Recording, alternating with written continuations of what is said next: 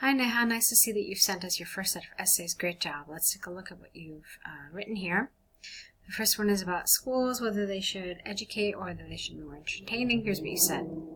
There is a growing discrepancy amongst people regarding an issue, whether schools should be entertaining or educational. This should be the issue, regarding the issue. I believe that schools should be entertaining, as students spend most of their time in schools, whereas others argue that schools are considered as sacred places and thus they should be only educational. This essay will discuss both sides of the argument and give specific examples in support to my agreement. Okay, let's see what you said. Okay. On one hand, some people state that the main purpose of school is to enrich students with academic knowledge. It is largely because of the availability of skilled teachers who are trained to guide students academically. Okay. For example, students would not be able to clear their doubts or learn a new lesson by themselves without the help of teachers at home. Therefore, children should properly utilize their time at school to absorb knowledge from their teachers. Okay. There are a couple of things about this paragraph that I want to discuss here. I mean, in terms of grammar, it's fine, so that's good. And even vocabulary was good as well. But what I want to talk about, well, there are a couple of things. First of all, remember what this is asking you. It's asking you which do you agree with. So this whole essay really should be focusing on your opinion. And you started out here by telling us what some people think. So this is not your opinion. Now, I'm not saying that you shouldn't have a paragraph showing concession. You absolutely should. I think that's a great idea.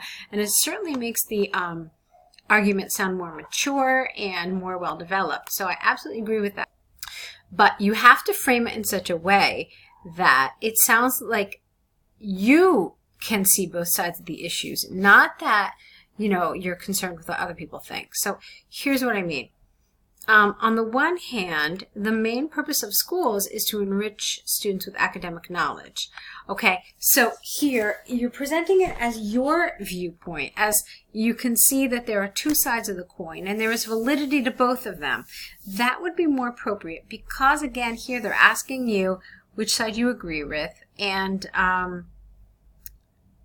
it's your opinion essentially that they want to know about. Okay, so if you see that there's validity to both sides of this argument, then go ahead and say that. Okay, all right. So the other problem that I had here is a little bit about the actual development of your ideas. It felt a little strange to me, and let me tell you why. So take a look at this. Let's pretend that you did not say some people state, but let's pretend that you were presenting this as your point, okay? So the main purpose of the school is to enrich students with academic knowledge. Okay, great. So the whole purpose is for students to have knowledge, right? And then you basically say that the reason why this is the purpose is because we have all these skilled teachers. Really? Is that why we want children to learn and gain knowledge, because we have skilled teachers? That doesn't really make sense. Okay, it would make a lot more sense if the reason why we want children to gain knowledge is so that they can,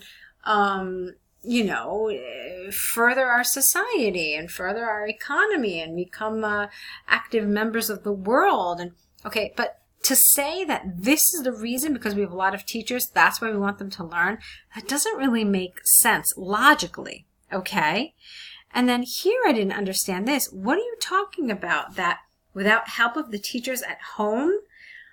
I think there's something wrong with your sentence order, perhaps, or your word order here. So they would not be able to clear their doubts or learn a new lesson by themselves at home without the help of a teacher. I think that's what you meant. But when I first read it, I thought you meant that if they didn't have teachers at home, then they couldn't do these things. So it was a little confusing, and it really just didn't make sense. Okay, and therefore they should probably utilize their time at school. All right, so I think I understand what you're trying to say. You're trying to say that, school is a place where we have these really highly trained teachers, and so students have to use their school time to take advantage of these teachers and learn as much as they can within those hours and not waste those hours with, amusing activities that aren't really helpful for their future growth. Okay, so if you had developed it a little differently that way, then it would have made sense. But let's move on.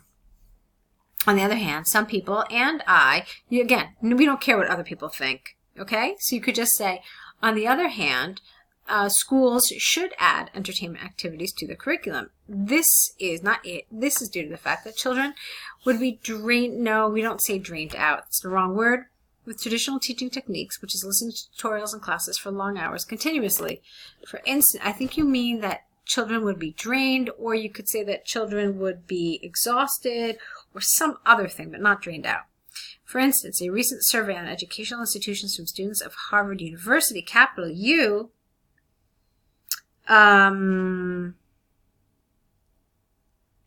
mentioned that schools with fitness periods or drawing periods were able to produce good academic results compared to their counterparts. Okay, I don't really like the word good. I don't find it terribly descriptive. I don't find it terribly advanced. I think it's pretty much one of the most basic words you can use in English, so I definitely advise against using it. Now, you talked about entertainment activities. Remember, this whole thing is about schools being entertaining. So my question to you is just because you have art class in a school or physical education, does that mean that it's entertaining? I remember from my school days that a lot of people found art class kind of akin to torture. It was not entertaining at all. So I want you to think about entertainment and enjoyment as just that. Entertainment, enjoyment, amusement, fun, okay? Like universally fun. There were other kids who found physical education just traumatizing because they didn't enjoy sports, okay? So I want you to think more in terms of games, in terms of, maybe movie periods where kids watch movies in class. Again, educational games, maybe, I don't know, some sort of like a group activity, which is really just centered around fun, okay? So, all right, let's move on. To conclude, although the primary concern of the educational institutions is to educate children by not wasting time on non-educational activities, it is beneficial for both students and institutions if a little bit of entertainment is added to the school curriculum. Okay, fine. So some good grammar for sure. You've gotten the template down quite nicely, so well done there. You've done a lot of really good things for your first essay, but I do want you to think a little bit about some of these things we're discussing in terms of task achievement, because that's basically what we're focusing on here. Let's look at your second essay, see what happened there. This is the one about the enjoyable activity. Some people argue that participating in extracurricular activities with children would enhance the creative skills of an individual. I completely agree with the statement, owing to the advantages it would bring to both adults and children. This essay will illustrate how adults would brighten their cognitive and creative skills by being involved with children in activities such as painting, sculpting is the word, sculpting, and sports. All right, it looks like you're going to talk about adults' cognitive skills, but we really are not interested in adults' cognitive skills. Maybe the task is kind of awkwardly worded, but we're actually concerned about the development of children's skills and not adult skills. So I hope that you covered children and not adults here, but let's see. Firstly, it is often said that active involvement in various activities is essential to improve cognitive skills. This is mainly because of the practical knowledge that an individual would achieve. We don't really achieve practical knowledge, you gain practical knowledge.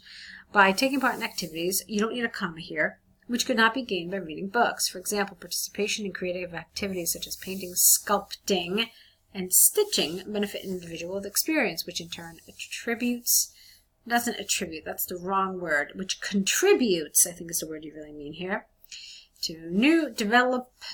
contributes to developing, new ideas and skills.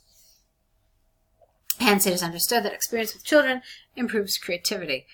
Well, you didn't really talk about that at all. Hold on a second. First of all, you talked about cognitive skills, then you talked about experience, then you talked about new ideas and skills, but how do you link that to creativity? So I don't really see the connection here. You haven't really, I feel like you kind of went from point A to point B, and then all of a sudden you went all the way to point like K or something. So It's a little problematic, and I think you needed to talk throughout this paragraph about creativity more directly, if this is a paragraph about creativity. Let's move on. Furthermore, people believe that sports activities improves creative skills. Okay, another paragraph about creativity. Let's see.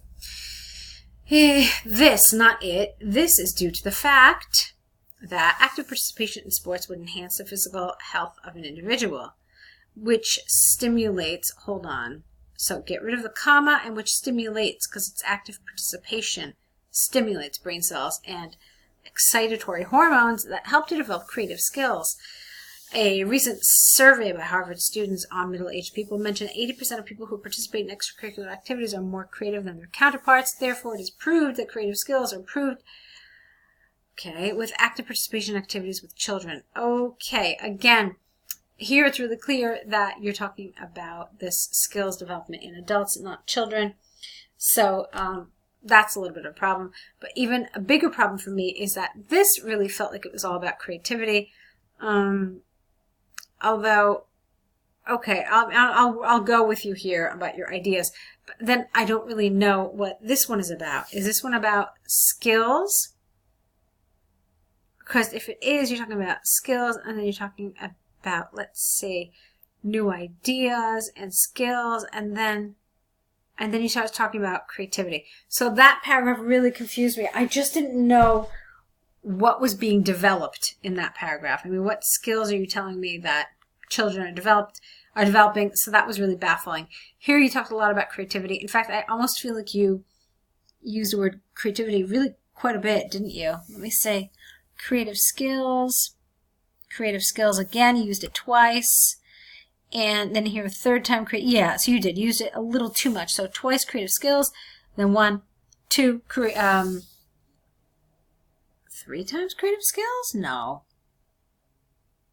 Ah, here it is. So 2 times the word creative, and, oh wait, maybe not. Maybe it was just, I would have sworn I saw it. Yeah, I did. Look. 1, 2, 3 creative skills, and then creative. So I knew I saw it 4 times. So it's a little too much, okay? Especially since it's so identical, like creative skills, creative skills, creative skills. It's just too much. So you want to change up the vocabulary a little bit, vary it, use words like creativity, use words like imagination, all right? So show the range of your vocabulary here. Let's move on. To conclude, although some people argue that reading is essential to improve academic skills and creativity, it is proved that active involvement with children in various activities would improve the results twice. Well, careful there. Nobody said anything about twice, okay? Would improve the results more, all right? But again, you clearly misunderstood this topic. It wasn't about adults being involved with children. It was just about children and how they gain these advancements in their skills and so forth. So there was clearly a misunderstanding of this task. I told you that I thought this paragraph was really confusing. That was a problem for me. But the good news here, Neha, is that for your first set of essays, it's a good start. So I don't want you to feel discouraged by some of my feedback. I'm just trying to give you as much information so that you can take this and apply it to your next set of essays as early as possible, okay? So you've gotten the template down well. Your grammar is at a really good point, so great job, okay? Let's just work on the task achievement a little more, and let's see another set of essays from you. Along with your essays, I want you to send me back these 2 essays corrected, okay, based on the video suggestions here. And then you're also going to need to create an error correction list where you write down all the mistakes that were pointed out to you and what the correct version would be. Okay, so go ahead and get all of those things started. And let's meet back here with your next set of essays. I'm looking forward to it. Good luck.